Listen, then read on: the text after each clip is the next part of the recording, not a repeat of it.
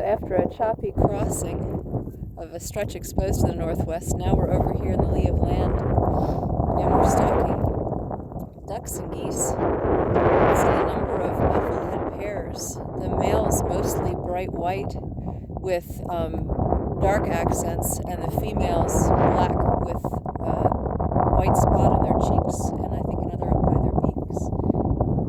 Then we have something else that we've been watching dive, but I don't know what they are, but they are very elegant swimmers. Small little birds. Half of the pair has like a rusty hue to it, kind of an angular head.